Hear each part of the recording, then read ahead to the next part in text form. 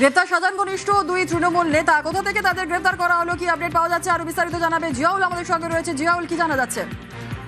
এখনো পর্যন্ত অর্থাৎ 2023 সালে 5ই জানুয়ারি রেশন দুর্নীতি মামলায় শেখ শাহজাহানের বাড়িতে ইডি যায়। সেই সময় কিন্তু ইডির উপরে হামলা করে একাধিক ব্যক্তি গ্রেপ্তার হলেও কিন্তু এখনো পর্যন্ত বেশ কয়েকজন কিন্তু তারা এলাকা ছাড়া ছিল।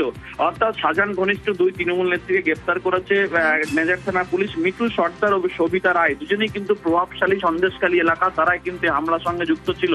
ফলে সেই ঘটনায় দুজনকে, একজনকে সোনারপুর থেকে গ্রেপ্তার করা হয়েছে বসিরহাট সাংগঠনিক জেলা সভানেত্রী তথা সন্দেশখালী 1 নম্বর পঞ্চায়েত সমিতির সভানেত্রী সবিতা রায় এবং সন্দেশখালী 1 নম্বর ব্লকের তৃণমূল সভানেত্রী তথা সন্দেশখালী পঞ্চায়েত সমিতির কর্মাধ্যক্ষ মিঠু সর্দারকে দুজনকেই গ্রেপ্তার করেছে নেজার থানা পুলিশ। মূলত 2023 সালে শেখ শাহজাহানের বাড়িতে ইডি যখন যায় তদন্ত করতে, সেই সময় করে হামলা করে এবং এই হামলার সঙ্গে সরাসরি এই দুই নেত্রী যুক্ত ছিল। ফলে তাদেরকে ইতিমধ্যে নেজার থানা পুলিশ গ্রেপ্তার করেছে। আজকে তাদেরকে বসিরহাট আদালতে তোলা হবে।